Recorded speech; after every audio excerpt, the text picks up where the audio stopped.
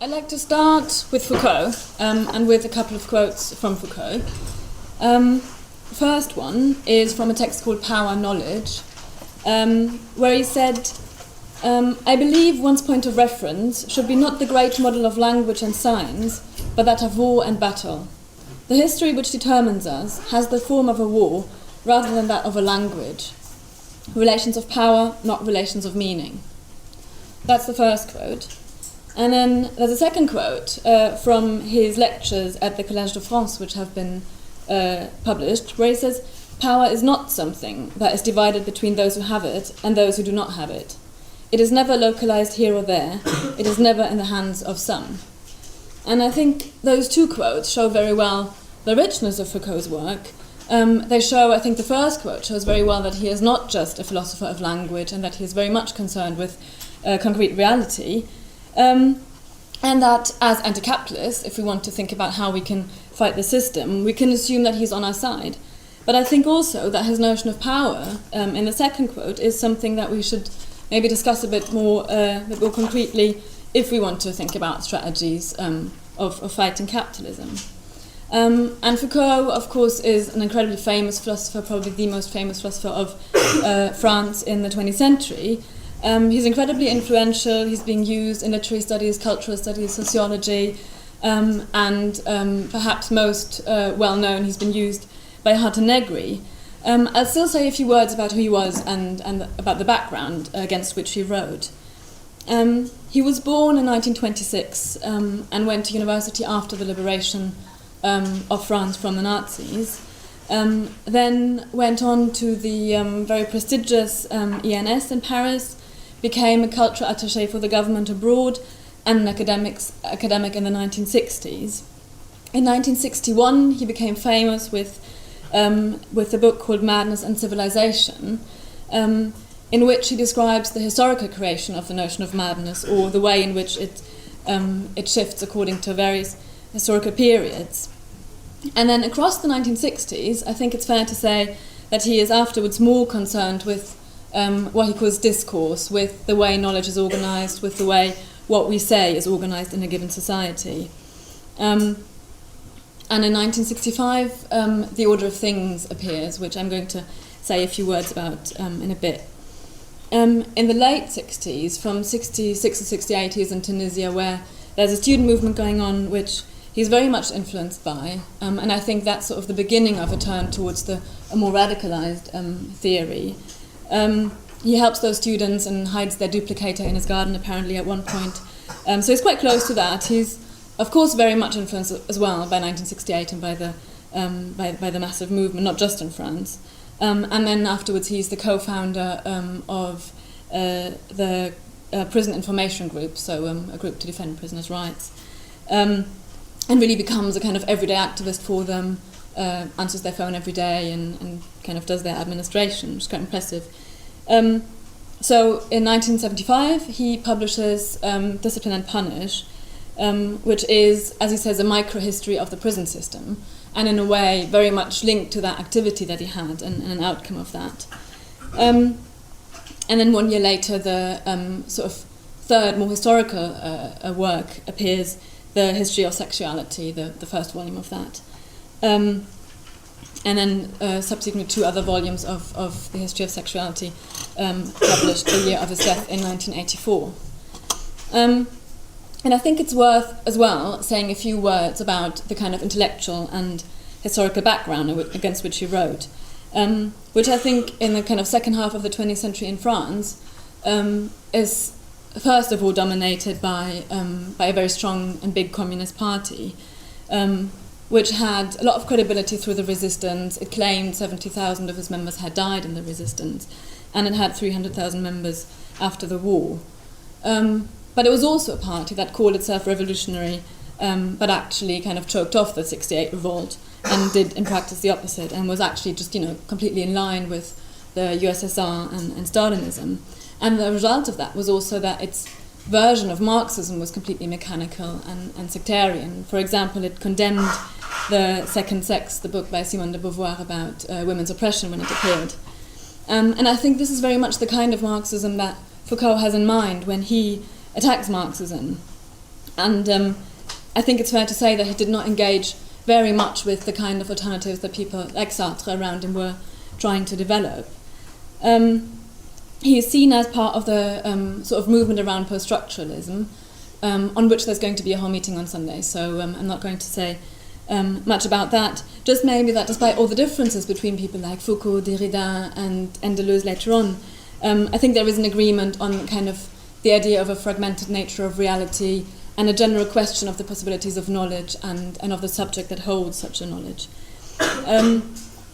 So I think it's fair to say that there is a sort of area of thought developing against that kind of mechanical Marxism of the Communist Party, but also that many thinkers like Foucault himself were radicalized through the 68 movement, but then also, just as well, very much disappointed afterwards. And I think what happens in the 70s is an expression of that a lot of people start to lose hopes in any kind of unifying movement or an overall transformation of society and start to focus very much on single issue campaigns, as important as those were. I think it did express a certain kind of phenomenon of dashed hopes.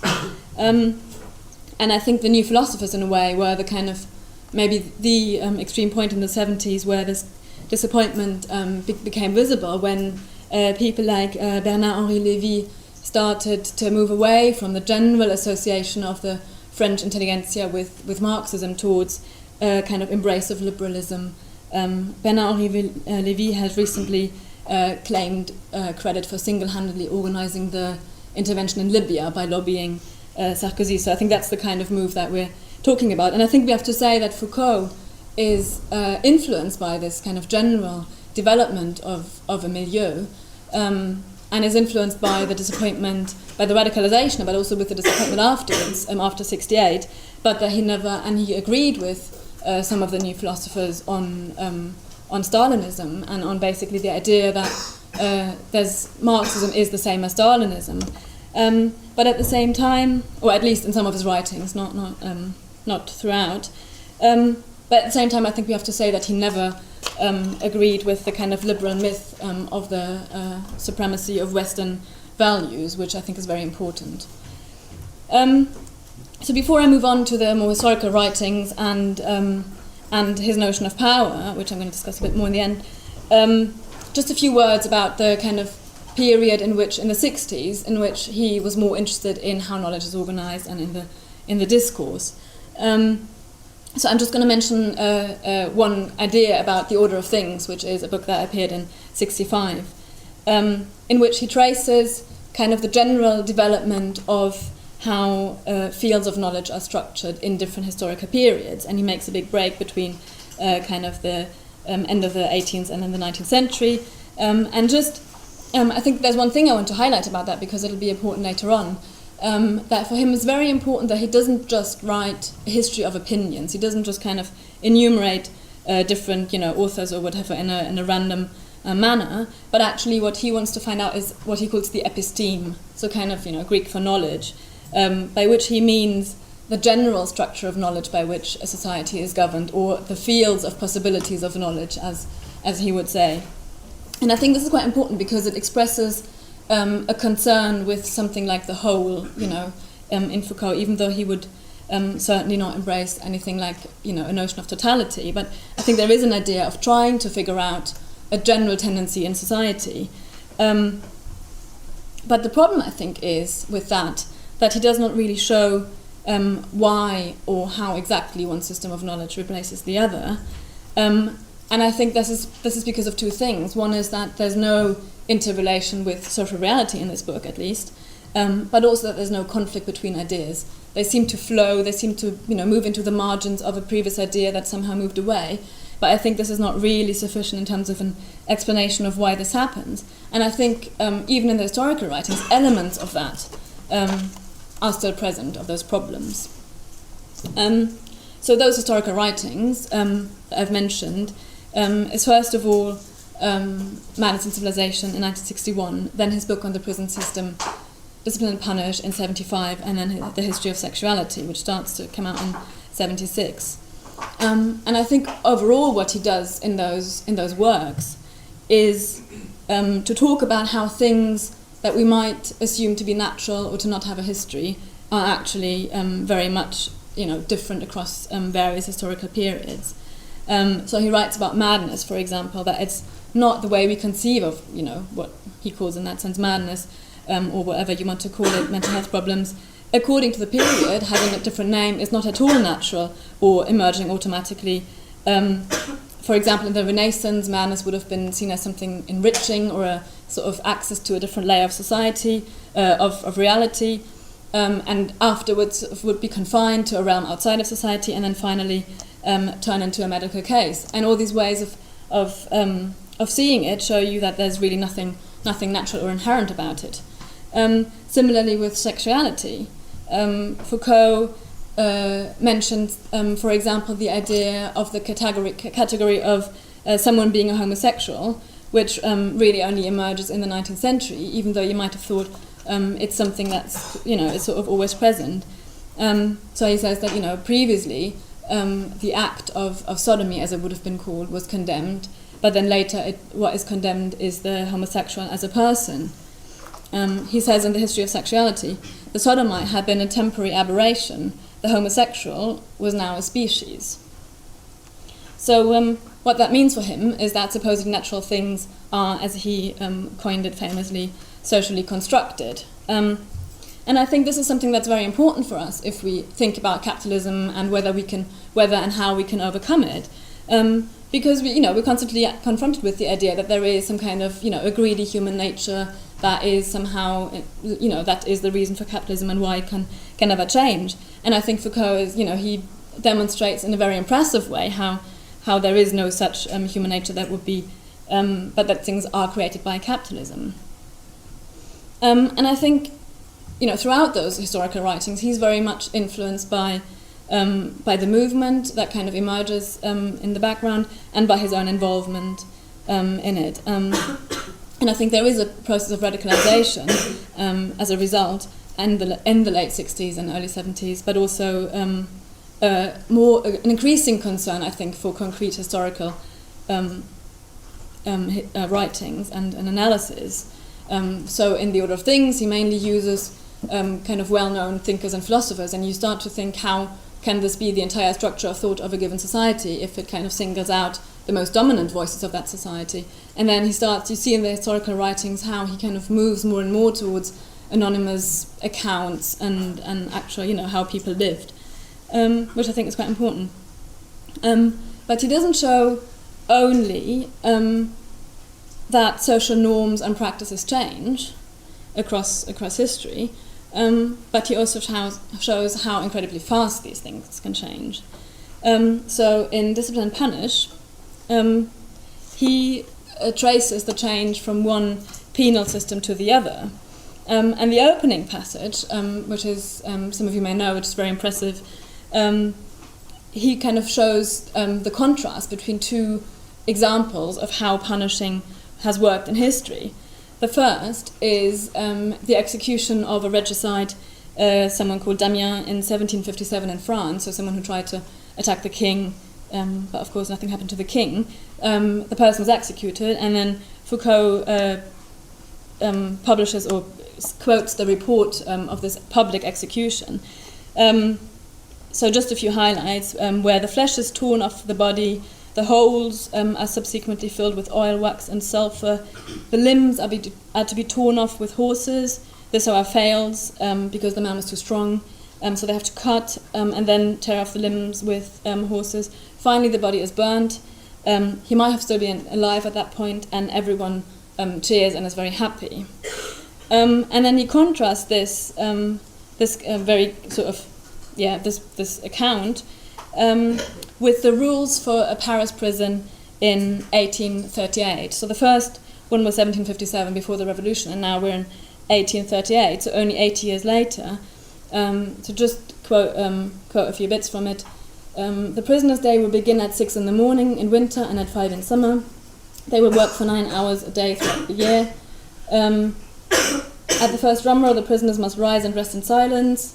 And then later on, at 5:45 in the summer, 6:45 in the winter, the prisoners go down into the courtyard, where they must wash their hands and receive their first ration of bread.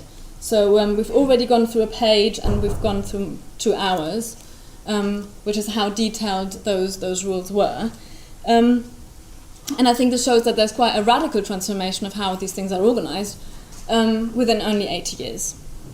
And I think to talk about what exactly is different between them brings us to his notion of power and how there's a different kind of form of power across the centuries and one is replaced by the other after the French Revolution. So what we have is 2 very different kinds of punishment in the first place. Previously, in the 18th century, power, as expressed in this kind of public execution, was very visibly centered at the top of society. By this act of punishment, the king, or the power in place, would very visibly restore its power and take revenge. And of course, the whole thing is displayed to the crowds very prominently, so everyone can see it. Then after the French Revolution, it's a completely different kind of punishment, which is incredibly detailed, meticulously organized, and standardized.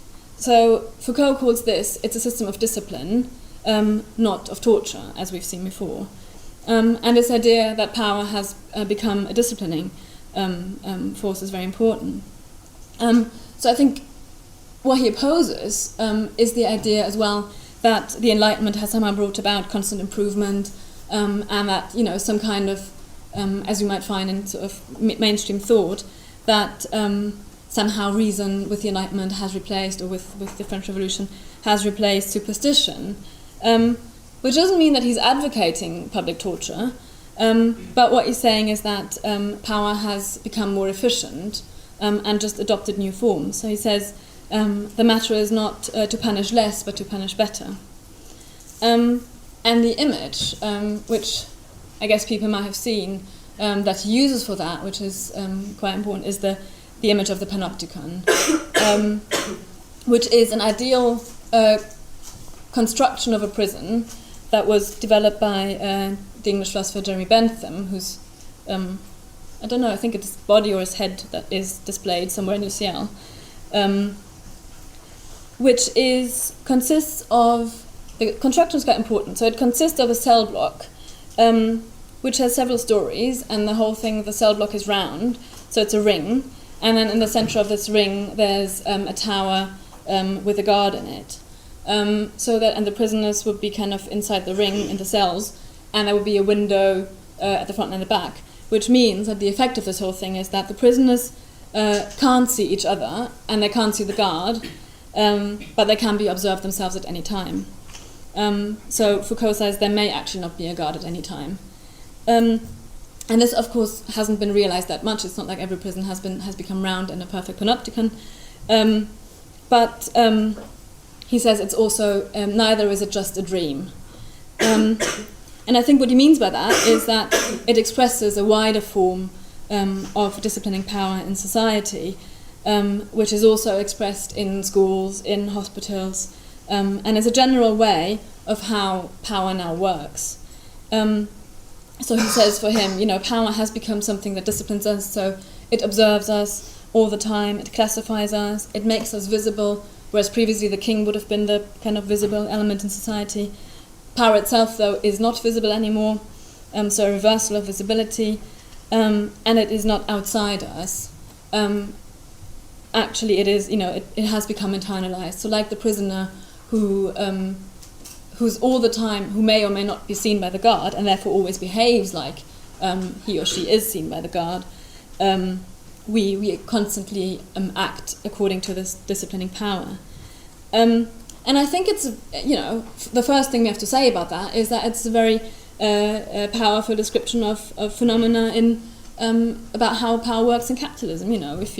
It's hard to deny that we're constantly being watched by CCTV cameras, that with the emergence of the modern nation state, we have all been given, ID numbers, passports, or whatever. That the one example Foucault uses is exams, how exams in schools is at the same time a fact of observation and of ranking. And Foucault himself uses the factories and how, and quotes Marx in Capital, where he describes how the life in a factory is being standardized and organized meticulously. And of course, power is not just outside us, but it functions very much through what Gramsci, for example, would have called consent, rather than just physical force. And it is sometimes unclear where power lies, as Foucault says. If we look at, sort of the difference between, on the one hand, the law, and on the other hand, where real economic power often lies in society. And the other thing to say about this, I think, is that we find again what I was saying earlier on about his attempt to describe an episteme, a kind of general structure of knowledge in society, that he is trying to, in this case, with regard to power relations and actual functioning society, he is again trying to find a general governing principle. And I think, again, the problem is, in a way, that there is no systematic way of explaining why this change comes about. So in a Marxist analysis, you would note all those phenomena, but you would still say that there is a context of, a central conflict between those who are exploited and those who profit, basically. And Foucault denies just this, certainly in the later, in a history of knowledge, and also in parts of Discipline and Punish, So for him then, power is everywhere, and he says in the history of sexuality, it is available to everyone in society to be used. And to be fair, I think to Foucault, we have to also say that in Discipline and Punish, this new form of domination, of discipline, is actually associated with the bourgeoisie and with class rule when it comes into existence, and he says that it very much serves the protection of property in the beginning of the 19th century when it's introduced. But then I think there is a move where somehow this power becomes dissociated from its actual class origin and becomes automatic, and then subsequently it is described as something that is more kind of functions in itself. And I think this move is not fully explained at all. So I think if we talk in terms of the movements of today, he might object to the idea that there is the 1% in society who hold the power. Probably also, according to his writing, he would object to, according to which writing we're talking about, he would object to it more or less. But I think there are many passages where he would say, where he might then say, power somehow transpires through the entire 100%, and it's very hard to locate it. And I think this kind of this dissolution of class and power, to me, what brought it home, how hard for me this is to accept, was when in the opening rally the other day, Martin Smith talked about the contrast between Bob Diamond's pay of millions of pounds, and on the other hand, someone who, in the context of the riot, kind of took an ice cream, licked twice, threw it away, and then got 16 months of a prison sentence. And how, in that context, specifically with the penal system, how you can think that there is not a class context to power, I think is not really understandable. Another thing that I'm just going to briefly mention is that for Foucault, power works directly on the body, and that there is no involvement, in the later work at least, no involvement of ideology, which I think is also a problem, because it means that it makes it very difficult to have an account of how resistance can develop from contradictions also on the ideological level. And another thing about power is to say that for him it becomes something productive. So it's not just a fact of domination anymore, but as he says, it works kind of on our lives, and it organizes the way we do things rather than limiting us, which then he terms kind of biopower, so kind of life power, a notion which is used subsequently by Negri and Hart. So when he says power is productive and not just negative, one example he uses in Discipline and Punish is that of the workshop, and how actually the disciplining power means that profits are increased. And I find this almost cynical, this example, because if you've worked in a call center or whatever, I think you do feel that there is kind of that there is something that dominates you, that doesn't maybe increases profits but doesn't really bring out the best in you. And I think this is this phenomenon that there is in capitalism, it's only part of us that's being brought out, and that there is something we're capable of that capitalism denies us, that Foucault can't really account for. Marx in the manuscripts says that even though there's no eternal human nature, says that human beings are characterized by a general drive to cooperate and to transform the world together, and that this kind of this is perverted by capitalism, and also, but this means also that this is something we can reconquer. And Foucault rejects this, especially in the late 70s and 80s, because then for him we are created by power. We don't only internalize it; we are actually power, which then means that there is no human subject whatsoever. Which then leads him to say in the history of sexuality that sexuality is not even repressed because it's entirely created by the discourse around it. And I think this kind of relativism, as powerful as it is to say that things are socially constructed, if you take it to the logical conclusion, would mean that resistance becomes impossible. And indeed, in a lot of passages in Foucault, power and resistance coincides. And resistance is simply always incorporated into power. But of course he was also an activist himself, so I don't think he actually meant to say that resistance is impossible. He celebrated the Tunisian students very much and their selfless action, so he seemed to assume that there is some kind of motivation that is not just egoism. And of course he wasn't blind to power structures and to resistance either in a theoretical way. So he said that the state was a concentration of power more than anywhere else, and also that the multiplicity of resistances where they emerge can converge into a revolution, because of course he had to account for things like revolutions. But I think this still doesn't give us a strategy or an explanation of how these things converge and play out. And I think it also means that the notion of power can become meaningless if it is the same everywhere. So I think one example where this kind of came to the fore is in a discussion he had with a Maoist in France in 1972 about the possibilities of people's tribunals, where he denied the possibility that in a revolutionary situation things like a court could suddenly have a different meaning if it's taken over by workers, for example. So I think these kind of the idea of a power and also of a counter hegemony is something that he couldn't really account for. And I think for our understanding of the revolutions in Egypt, of the Tory agenda in this country, but also of the strikes in Britain, I think we do need to include in our discussions the notions of class and of the state. And I think what all of this shows is that Foucault was very much influenced by the ups and downs of the struggle. And I also think that the way he has been used subsequently was very much an expression of the disillusionment with in the post-1968 period. But of course we are in a different period now, and we want to talk about how the 99% can win. And I think that even if Foucault maybe does not provide an overall strategy, which we could discuss, he does certainly provide very important insights for our analysis of capitalism.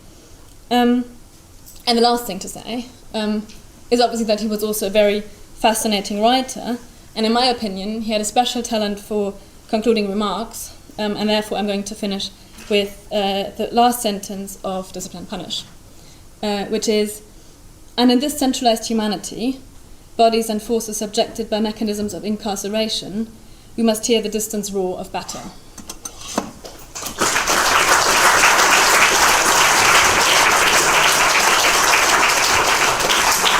Thanks for that. I thought that was a fantastic introduction. I'm now going to open it up to the floor for questions and points that people want to make. I'm going to ask that people keep their contributions to 3 minutes, and because the stairs seem a bit full, I'm going to suggest that people just stand up when they want to make a contribution when I indicate, and you just speak loudly so that everyone can hear.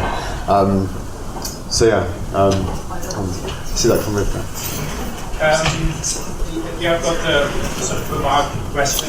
As you talk about the notion of surveillance from Foucault and Panopticon, But if you extend it, he also talks about the spatialization of power.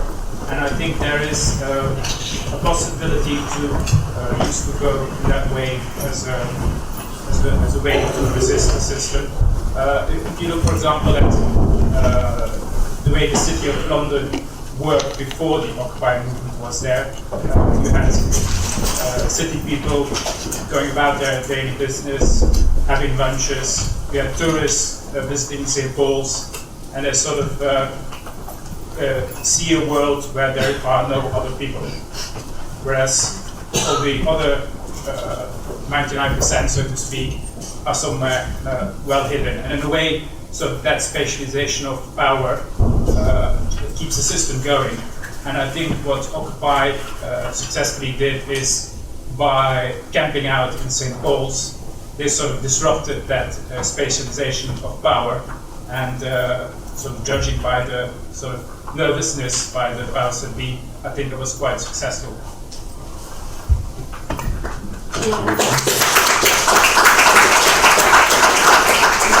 Carrying on with the same thing about surveillance, that whole thing of seeing and being seen, and the idea that Panopticon kind of controlled the behaviour and instigated self-discipline because you didn't know whether you were being watched or not, so you behaved yourself all the time. But I think it's also a weapon of resistance, because on a lot of demonstrations and protests now, we have Trade Union TV. We have a wonderful member in Dublin who records all the protests, gets them up onto YouTube, and inspires other people to kind of protest. And when the police attack it, you've got your phone, you can film them. So it's kind of turning that thing of seeing and being seen back on them, that we can film them and we can document and record what they're doing. So it's kind of, we can turn that weapon back on them.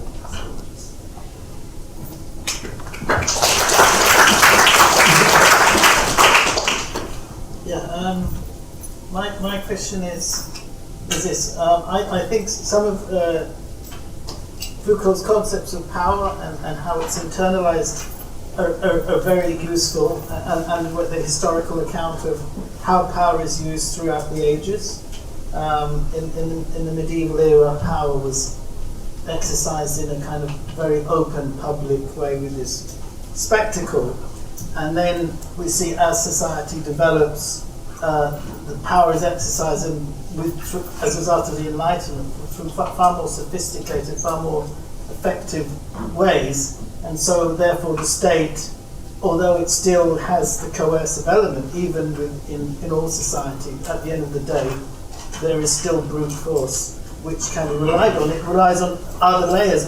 And Gramsci also uses the term hegemony, which is a form of power as well.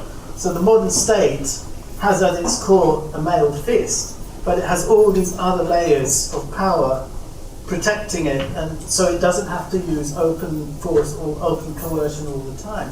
I think that's a very important concept.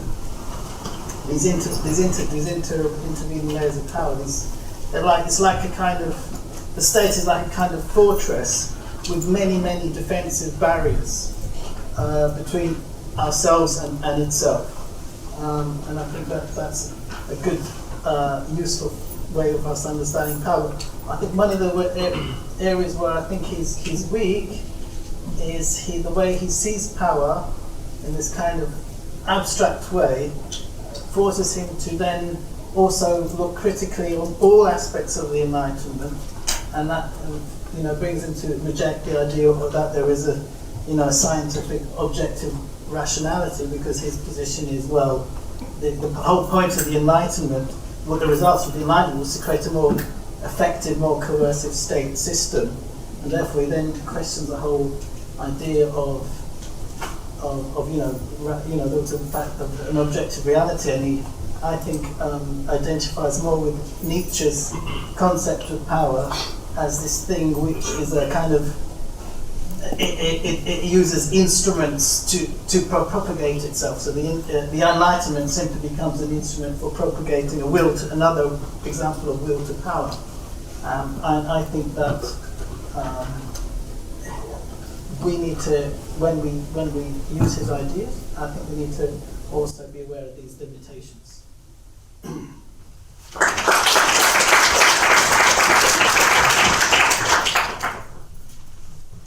Yeah. No, sorry, that was just. I heard your talk from the outside, so it makes sense for me to ask the question about the outside, or not question, more comment, a reflection of the outside. Something I suppose we can consider the subaltern question. The problem with Foucault and with our engagement with Foucault tends to be a very totalizing understanding of power. There is no outside of discourse, there is no outside of the gaze. And yet, for the large part, the marginalized are outside of the gaze. They are unintelligible. And the politics that go on over there are therefore incommensurate with the calculations of power that Foucault is so concerned with.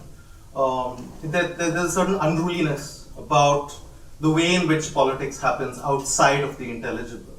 And I think that is where it all lies in terms of the potential for a future. But it's a reflection, but also a critique, because that kind of turns us to back to Marx in terms of looking at the materiality of these engagements. That's all.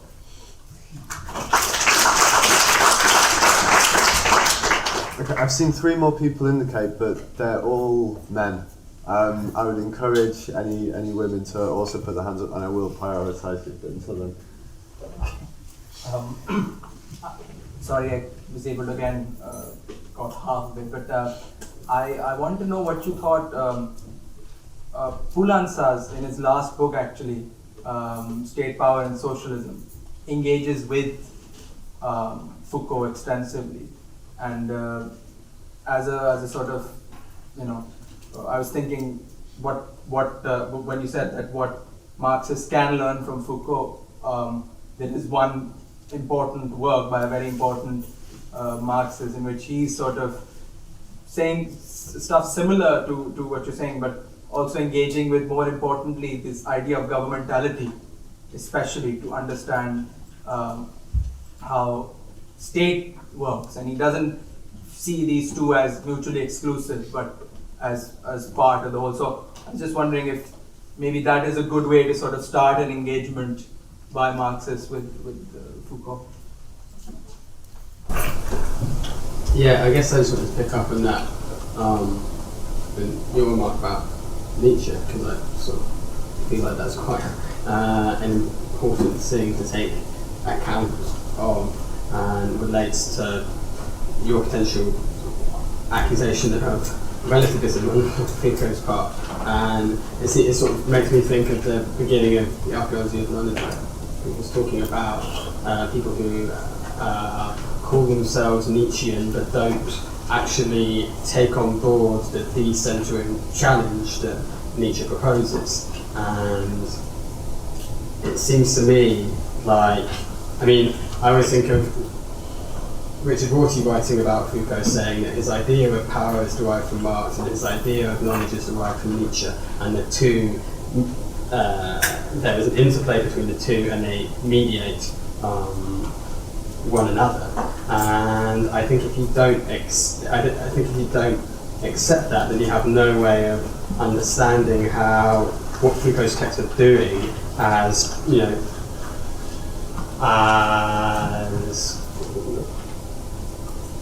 demonstrations of the theory, practice, and multiplicity, and all of that stuff.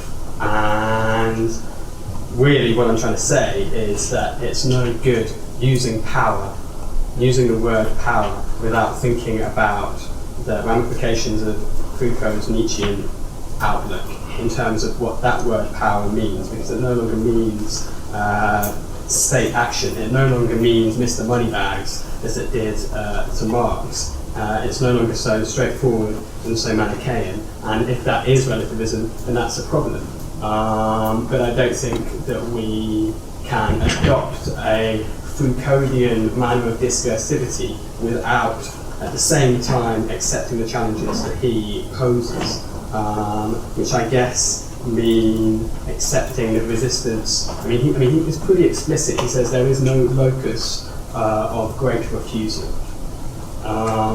you have to accept that, I think. There is no revolution if you are a Foucauldian. You have local resistances, local strategies and local tactics to make do, I think.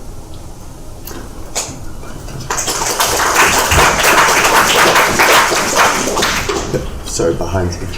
No, Rob. Yeah. I think I wanted to just take the point that the comrade in front one step further, who was talking about the fact that changes in technology and society mean that we now have the power to record the police. Because I think that's really true, and it's really important the way that, in a way, there's this capacity that we all have to sort of carry out surveillance on the police. But on the other hand, the fact that that never results in any actual more convictions of police officers for murdering people. So if you think about the fact that we've all seen on the Guardian website the copper who pushed Ian Tomlinson over and essentially murdered him, and yet this person's not been convicted of murder. The person who killed Mark Duggan's not been convicted of murder. Still no coppers get convicted of murder. So that I think it shows, I guess, the point about the fact that we still have to talk about class power, because actually, despite the fact that things are now more decentralised, actually that class system is still in place, which means that the state has this apparatus which is kind of untouchable by us. And I just wanted to raise the question about, I think it's really important, the historicisation. I think it's a really good element that we can take from Foucault about historicising and trying to understand sort of, and it as you said, it kind of fits with what Marx was trying to do in terms of showing the history of capitalism and capital. And I was wondering whether this idea about power sort of, in what similarities and differences we could take with someone like the idea of reification from George Lukács, who kind of uses that to theorise particularly about capitalism, the way in which there's a sort of non-personal social domination that, the fact that the commodity structure of society penetrates throughout all our relations, but actually he does that in a way which actually links it to the actual specific thing about the historical period we're living in, which is generalised commodity production. Yeah, something in the back. How do power and knowledge relate in Foucault's thought? You touched upon it, but I wonder if you can make that more explicit. Yeah, fantastic. I'd encourage questions and also people to answer them if they feel confident from the floor. I think it's interesting what you're saying about recalling the police. So I think that's an example of, again, the kind of the false empowerment that we experience, because I think it's important to realise that the semantics of power and the discourse of power is one and the same with power itself. Like, that is a type of power, is how the discourse of power is manipulated. If you look at, critics who talk about, the absorption of descendants capitalism, like Jim McGuigan and people like that, I think that's an example of kind of a body actively manipulating that discourse. And by manipulating the discourse, they kind of manipulate power itself, because power in a kind of a postmodern sense is how people perceive it. So you look at the side of a bus and you see something about, it's the food revolution or the social media revolution, and they're throwing about the term revolution. It completely kind of neutralizes the power of revolution, so the power of the idea of revolution, which is, equally the power of, a potential revolution itself, because it's all based on that original idea. So I think we've got to be careful, because the how people perceive their own power is very delicate, and I think it can be taken away very easily by that kind of absorption of dissent and the kind of the manipulation of the discourse in that way. Yeah, the comrade in glasses followed by the comrade in white. Thank you for the first part. My question is, the question that you asked as the title, how can, everyone knows what it is. My question is, in reply to that, is Foucault not simply reinforcing the basic actual bit of science that Marx did, which is everything is embedded within your social relationship and how you're related to stuff. Whereas his critique of Marxism, which is different, than necessarily what Marx said. It's sort of quite nicely put into this statement that keeps getting used, which is smash the system. Because the whole point of Foucault's, well, the way I understand it, the whole point of understanding power is in his metaphor of the capillaries. And the capillaries go both ways. So in understanding that, I mean, it's just simple, almost what the guy said before. You can't, if you talk about the system in abstract, then you're talking about like power has to naturally come from some unconscious shared place, which would not be what Foucault's talking about.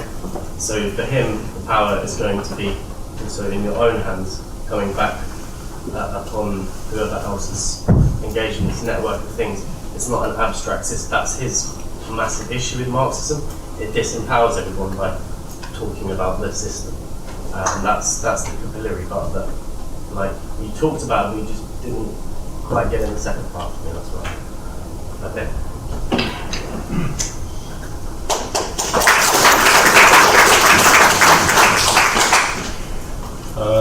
I don't know other Foucault readers, so here I ask you a question within the put in here.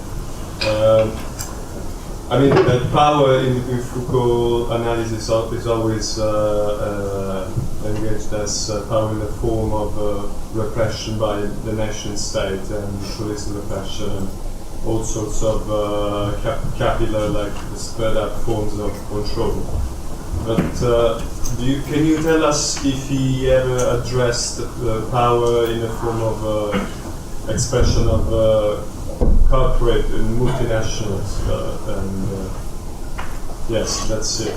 And one more thing. Do you think? What do you think about what happened with because before '68 France was pretty much sort of idiosyncratic with the American system, and then we saw that basically the market pretty much opened. Do you think that there might be a relation between,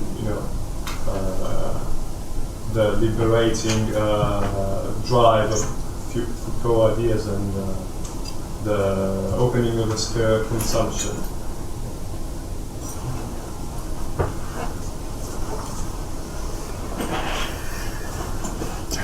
Kind of following on from that chap's point, what do you think I mean, we're seeing an era where we're getting huge austerity in the UK and cuts to public services. How would you sort of reconcile Foucault's sort of idea of biopower with the make live and let die, this idea of that the nation state sort of produces this power system that means that we rely on it? How would you say that's sort of being affected by the retreat of the state, per se, from sort of our own personal lives, our health lives, the NHS, etc.?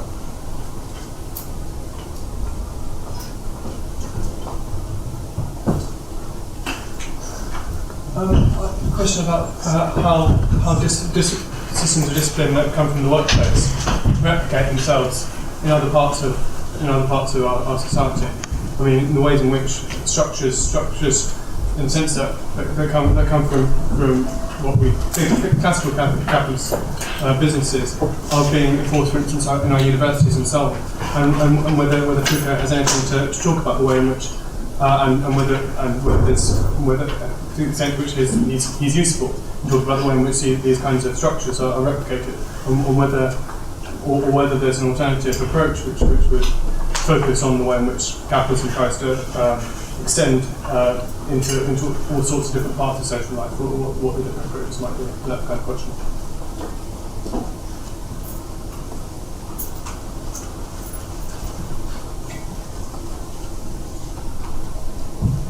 To the back.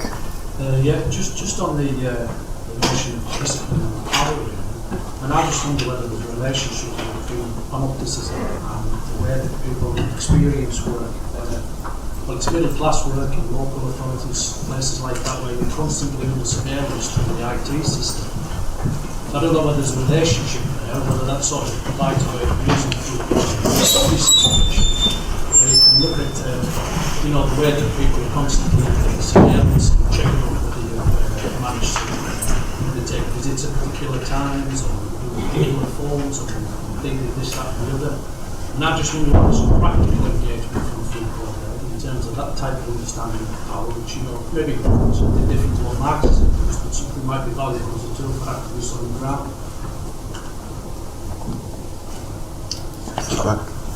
I also have some objections on discourse conception of power, because I don't think that it's a totally abstract entity, but it's solely a concrete conception in Foucault, because if you just look at the titles of his book, it's like Birth of the Prison, like medicine and sexuality. He's like just giving descriptions of concrete genealogy. Like this is very concrete history, I guess.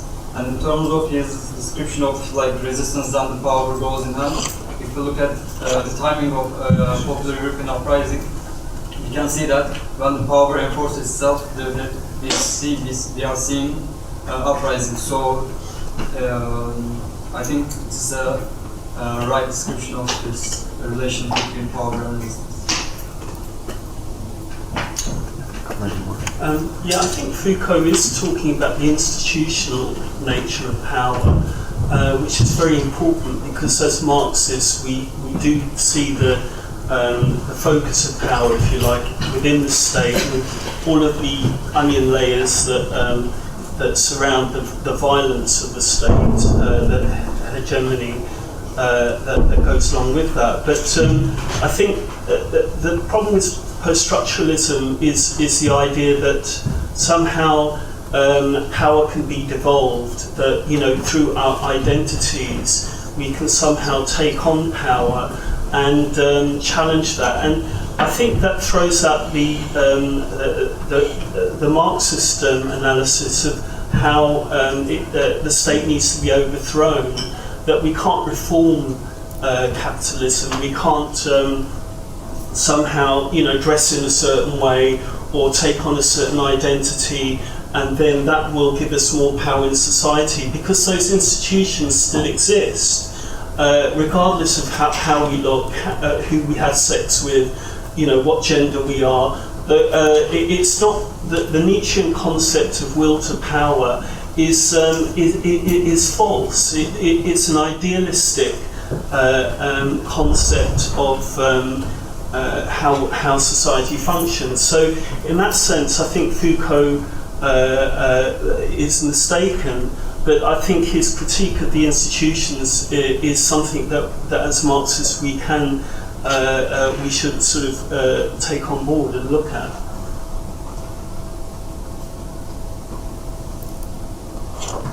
Can I just quickly add? I mean, I don't think anyone's saying that Foucault adopted a Nietzschean concept of the will for power at all. It's a Nietzschean epistemology. It's about his. I mean, I would use the word perspectivism rather than the word. It's about modernist being going against subject-oriented analysis, essentially, not Nietzschean concept.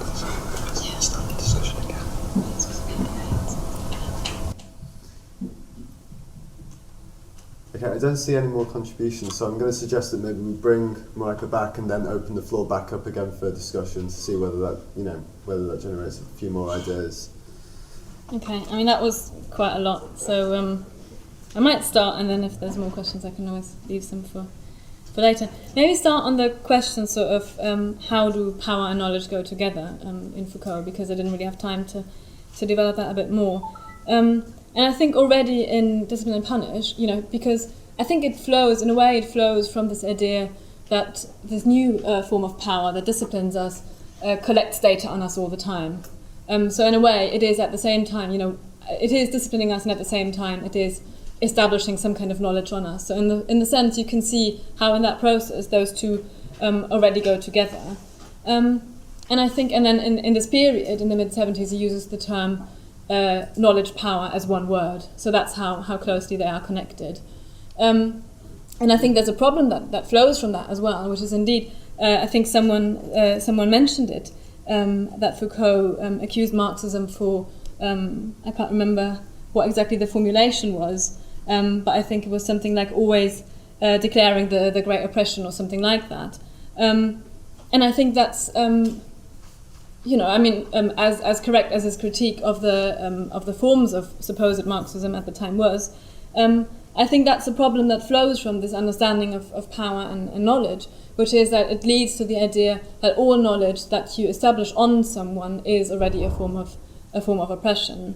So that about that. And of course there is a connection between this and Nietzsche and the way he uses Nietzsche. And I think it's true. There is a sense...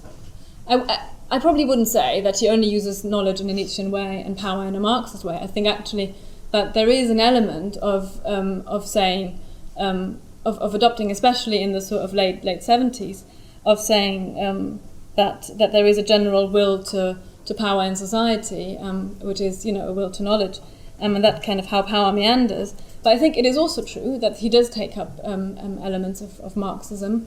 And I think there's a contradiction in this, and there's even a contradiction within one book, within Discipline and Punish, where he on the one hand uses a kind of Marxist analysis of domination and class, and at the same time starts using power in a very different way.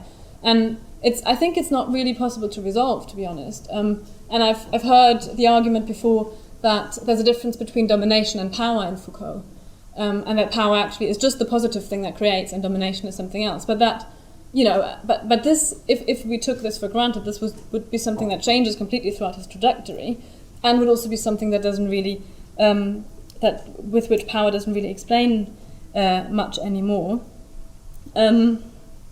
About what someone says about Gramsci, I agreed with that, about the idea that there is a kind of brute force that the state has, and that the kind of things Foucault analyzes work in addition to that. I'm not sure whether Foucault would agree with that, though. I think he rather focuses only on these kind of mechanisms of consent. And then the question, just one more thing for now, maybe the question about how space is being organized. I think it's very true that everything Foucault says about how hospitals are being built, how prisons are being built, mean that there's nothing unpolitical, there's nothing free from power structures, because this is also something that we take from it, which is very important. And that, of course, we want to build our own structures that are not, those of domination. But I think there's two problems. I mean, Foucault maybe might not agree that we can build our counter structures, and there is, of course, as we see with the Occupy movement, which is at the same time, I think, a good and a bad example. It's a good example of how space can be used in a different way. But it's also an example of how, as we've seen in New York, there is also a state power that intervenes and is very much ready to crush it, depending also on the kind of ideological level and how these things are seen. For example, in Frankfurt, in Germany, the Occupy camp is still there. It isn't actually that strong, it isn't that big, it isn't nothing compared to New York, for example, and yet it is outside the European Central Bank, the kind of element of European financial power, the symbol for that, at least for the moment, and they haven't been cleared as much as the kind of governing people in Frankfurt would like that. And I think that's because of the ideological level. That's because of the general kind of feeling of resistance across the world, really. And I think that's something that Foucault doesn't really take up either. So yeah, just this for now, maybe.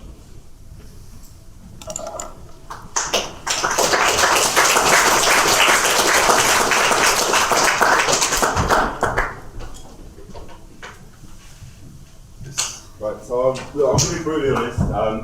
I tried reading Foucault, and the only I really got was from Foucault. So I mean, the reason, the prison, because there was pictures in the book. But I wish I was as well read and well understanding of Foucault as some people here, and I kind of came to the meeting because I wanted to understand a little more. I think what surprised me is that actually there seems so much in common with what I understand as Marxism. From what you were saying, Marieke, in terms of in terms of the values and the approach to power, but and in a sense as well, like understanding where things come from historically and building up an analysis of that way. And ideas come from situations and they're developed, they're not human nature. But then at the same time, this is really a question. Like, do you think that maybe it was because of the Stalinists that were around at the time that he takes an approach to history that's also quite developing the forces of production, they're just stagist and therefore not maybe seeing that ability to transform, and that's where it came from. And I mean, why do you think it is that he's been so adopted by a lot of postmodernists? Is that, did they see a different side of it that we did? And where were they coming from? But that's really my question. I'll try and read them in that question.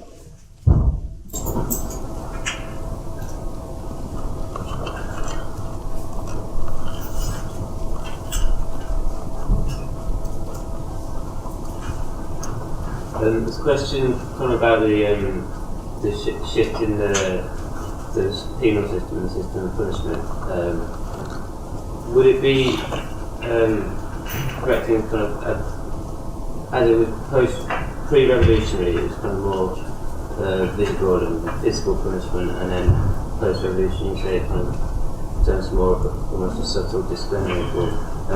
Would it still be true to say though that while the disciplinary form is handled by the judicial system, the spectacle of it is carried on still by the media, so you still do get that pre-revolutionary slant of it being a spectacle to be punished, and you can still see that as well in the extent of the corruption and collusion in the police and the media.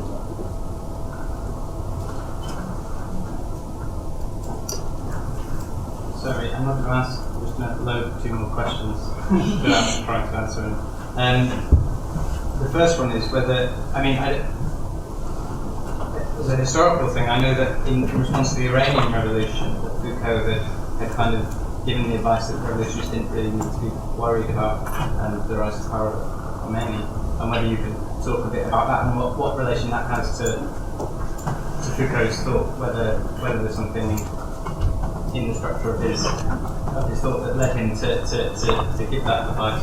And the second one was, I suppose, just an open question in the sense that you said that there were others around at the time, like scientists, that were developing a different types of Marxism, and whether you could say that in France around the 60s, whether you could say a few things about that.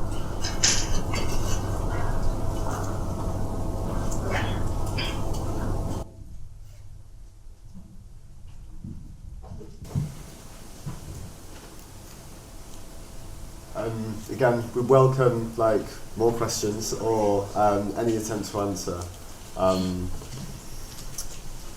But alternatively, I know that it's very hot in here, and it's a long time to talk about Foucault.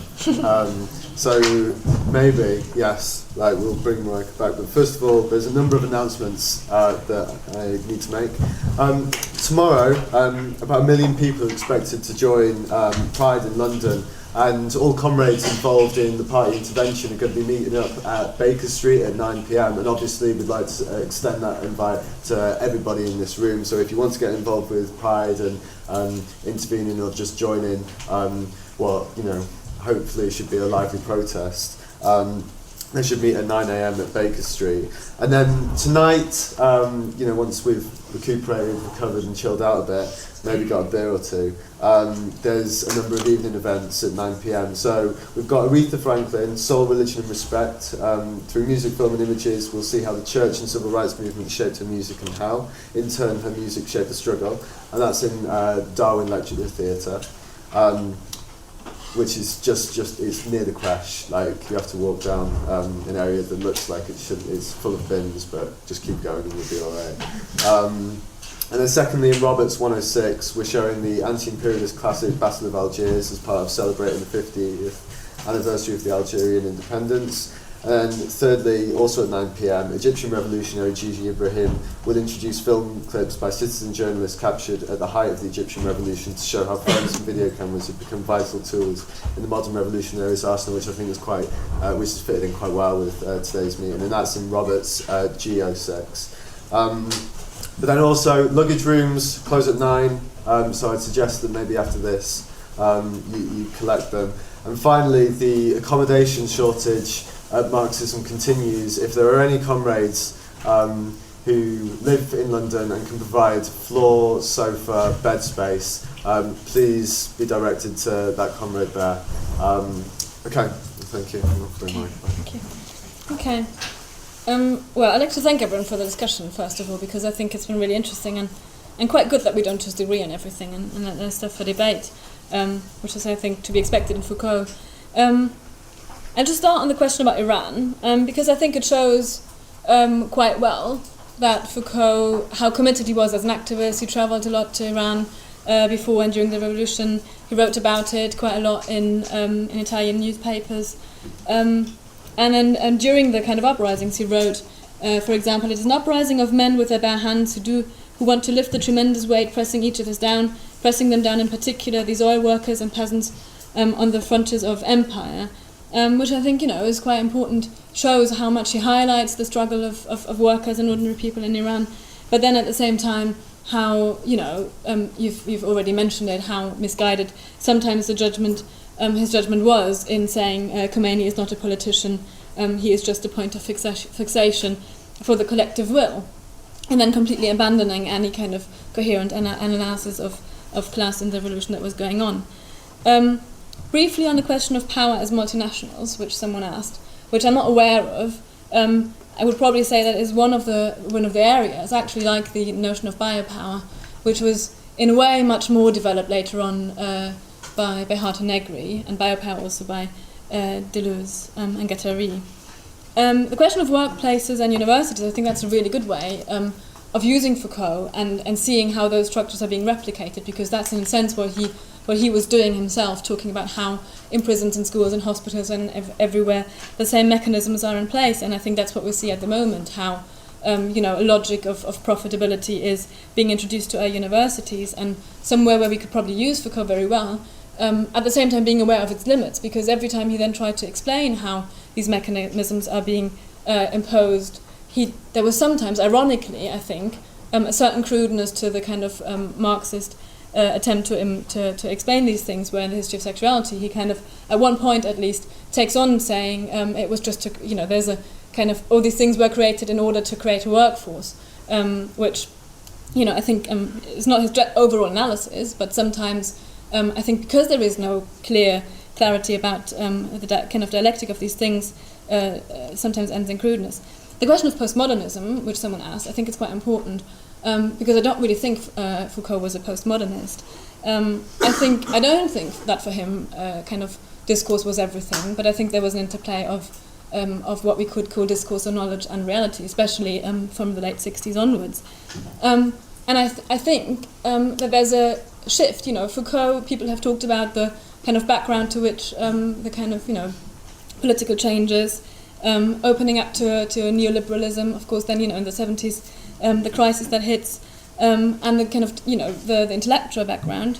But I think Foucault, there's a difference between the kind of post-structuralists like Foucault and Derrida and Deleuze, and then the actual, who I would call postmodernists, people like Lyotard and Baudrillard, who then tried to, in the 80s, in a completely different context again, I think, made use of these thinkers. And I think in Baudrillard, really, you have that kind of dissolution of reality and discourse. And I wouldn't say that we could argue about Derrida, but I wouldn't say that's the case in Foucault. And just last thing about Sartre, because the question came up. I think it's true that people like Sartre tried to develop a form of Marxism, especially in the case of Sartre, with especially in the 1960s. But there was a split around a different question much earlier on, which I think is why Foucault never engaged with Sartre, which is around the question of the subject. Because for Sartre, phenomenologists, and other people, there was always a subject that might be split, but is somehow able to create something, and that was never the case for Foucault. And I think that was the great debate. But, and that's my last comment, I think interestingly, sort of towards the end of the careers, both in Foucault and also in Derrida, there is a return, I think, to the subject, because Foucault, in the second and third volume of the History of Sexuality, tries to find a way of coming up with some kind of human being that is capable of creating their own lives.